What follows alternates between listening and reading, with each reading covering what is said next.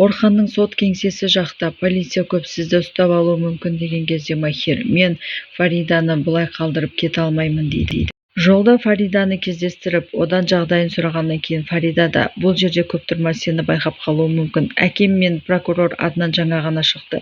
Шай бақшасында кездесеміз дейді. Мехмет сайын Аднан прокурорға: Махирдің қолында қазір маған қарсы айғақ бар. Ол оны заң орындарына тапсырмас бұрын сендер бірінші табуларың керек дейді. Осман Сонгүлдің үйіне келген кезде Сонгүл қуанып кетеді. Бірақ Осман: мен сені әр уақытта ойлаймын, аяғым саған қарай тарта береді. Бірақ қазір болмайды, сенің ағаларыңа көмектесуіміз керек дейді. Бірінші соларды ойлайық деп. Сөйтіп өзінің Орханды іздеп келгенін айтады. Сонгүл де: Орхан жоқ деп, Осман келгенімді айт деп кетіп қалады. Фарида Махирға: сен неге берілмедің деген кезде Махир: Суна келіп, әкеңнің келгенін айтты. Сосын сені ойлап сол жаққа кеттім дейді. Фарида әкесінің не себепті келгенін және сен менен күдіктенбеу үшін мен жұмысымнан өз еркіммен кетуге мәжбүр болдым дейді. Оларға саған көмектескенімді айтқан жоқпын дейді. Жай сөйлескім келді, әкемді не үшін аттың деп сұрағым келді дейді. Махир өзін кінәлап: менің кесірімнен жұмысыңнан айрылдың деген кезде Фарида: жоқ, сен маған қайта көмектестің дейді. Орхан Далянаға келіп: Сейістің қожалығына барып келейік, барып сұрайық, бізді не үшін сатып кеткенін дейді. Сол кезде Осман: аға, Зехра жеңге жоқ екен, кеше жігіттер азық-түлік апарып бергенде үйінде болмай шығыпты. Көршілерден сұрағанда түнде біреулер кеп күштеп көлікке отырғызып алып кетіпті дейді.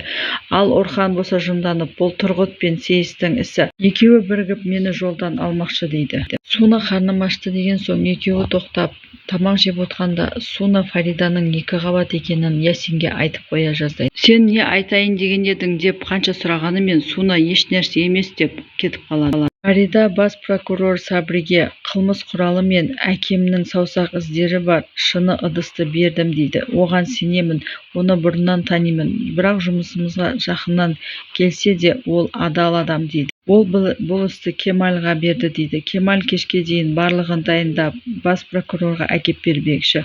Ол да Анкараға барып мәжіліске ұсынбақшы. Әкемнің дербес құқығынан айырып, сонда ғана соттай аламыз дейді. Фарида Махирмен қоштасып кетіп бара жатқанда жолда өзін жаман сезініп, Махир жүгіріп барып Фарида өзіне өте қиын болып жүргенін және бұған төзе алмайтынын айтады. Сөйтіп екі сөздің арасында өзінің 2 қабат екенін Махирға айтып қоя жаздайды. Орхан Исмайылдың қожалығына келіп: біз бәрін білеміз, сен бізді сатып кеттің деп жатқанда Илкнур мен Зехра келеді. Сөйтіп Сейіс: мен сендерді сатқан жоқпын, қайта Зехраны құтқарып қалдым деген кезде Орхан: бәрібір мен саған сенбеймін деп ол жерден Зехраны алып кетіп қалады. Исмайыл Далян ағаға келіп: мен Орханды жақсы көрем, ол менен кіші және әпкесін алғандықтан оған тиіспеймін дейді. Бірақ шыдамның да шегі бар. Бүгін кешке отырып бәрін шешейік дейді. Маған айтыңдар, менімен біргесіңдер ме, әлде менен керегелеріңді аулақ ұстап жүресіңдер ме деп. Сабри прокурор Кемальді шақырып алып: саусақ іздері бар шынамен құралды бер, мыналарға сараптама жасайсын, екеуі бір-біріне сәйкес келеді ма жоқ па дейді. Сөйтіп сарапшылардың басында өзің тұрасың, ешкімге айтпайсың, бұл өте құпия іс дейді. Бір комиссар бар екен, соны да қасыңа алып ал дейді. Кемаль: Ясин комиссар дейді. Соны жасап болғаннан кейін маған келесіңдер де мына адрес бойынша қай уақытта болса да әкеп бересіңдер дейді. Барлық ісіңді ысырып тастап, тек осымен айналыс дейді. Махир үйіне келгенде Ясин комиссар: Кемаль бүгін кешке дейін сараптама жасап, саусақ іздері мен қылмыс құралын салыстырып, бас прокурорға апарып береді дейді. Фаридаға таң қалдым, сонша мықты, осының бәрін қалай ойластырып жүрген дейді. Зехра Орханға: сен менен ұяласың ба, ешкіммен де таныстырмайсың, үйде ұстап отырасың, сыртқа шығармайсың дейді. Өткенде ағаңның да тойына апармай тастап кеттің, жалғыз өзім қалдым дейді. Маған сенбей, менен ұялатын болсаң, екеуміз қалай бірге боламыз дейді. Суна Фариданың үйіне келе жатқанда алдынан бір жігіт шығып: мен Фариданы іздеп жүрмін, мына қорапты оған беруім керек деген кезде Фарида үйде жоқ, ол анасынан айырылған, қазір ол да қиын жағдай деген кезде ол да менің анам еді дейді. Қауіпсіздік қызметінде жұмыс істейтін Белгиннің танысы оған хабарласып, Махир қара кеше қашып кетті, оған судья Фарида көмектескен екен дейді. Селим Аднан прокурорға: егер Махирдің қолында дәлел болса, ол әкеп тапсырар еді ғой дейді құқық қорғау органдарына.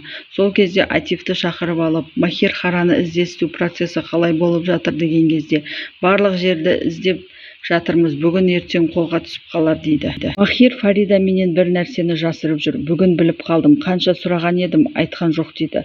Ясин да, Суна да білетін сияқты, ол да бүгін бір нәрсені айтып қалды дейді.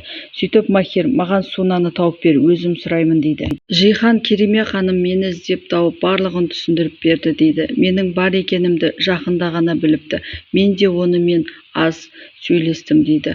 Ол: маған бір нәрсе болар болса, мынаны Фаридаға бер деп тапсырып кетті деп қорапты Сунаға береді. Айты Неждеттің киім-кешегін әкеліп беріп: міне саған киім-кешегің, енді менен аулақ жүр, сен маған өтірік айтың, әлі де өтірік айтумен келесің, қызды табам дедің, таппадым деп кетіп бара жатқанда Неждет: қыз Тұрғытта дейді, ол маған өз шаруасын істетпекші, сөйтіп қызды беремін деп отыр дейді. Нұрхан әкесіне келіп: әке, бізді Исмаил сатып кетпепті дейді, қайта ол маған көмектесіп Зехраны аман алып қалыпты дейді. Бір қыз сізден өткен істеріне өкініп сізден кешірім сұрамақшы дейді. Зехра келіп Назиб әкейдің қолын сүйіп кешірім сұрағанда Назиб әкей не айтарын білмей тұрып қалады. Белгин Тұрғытқа келіп: Махир соттан қашып кетіпті, оған Фарида көмектесті, енді мен не істеймін, мен енді кімге көмектесемін деп жынданады, сен мені қолданып тастап кеттің дейді. Тұрғыт болса: Мехмет Сайын да сені қолданды, кеше Ведат пен Муаляны өлтірдің, ол үшін саған не берді деген кезде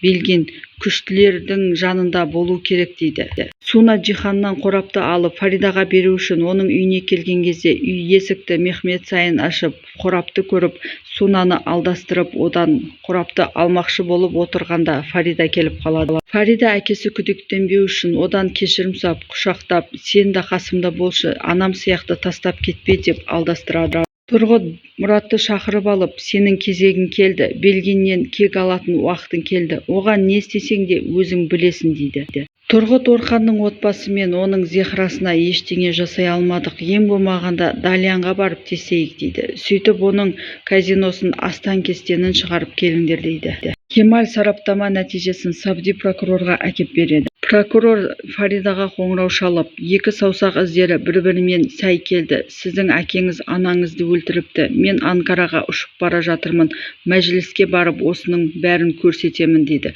Әкеңіздің дербес құқығынан айырып, оған іс аштырамын дейді. Әкесі хабарласқан кім деген кезде жұмыстағы әріптесімнің анасы бізге көңіл айтып жатыр деп Суна екеуі сыртқа шығып кетеді. Суна: не болды, тез айтшы дегенде Фарида: саусақ іздері сәйкес келіп тұр, әкем анамды өлтірген екен дейді.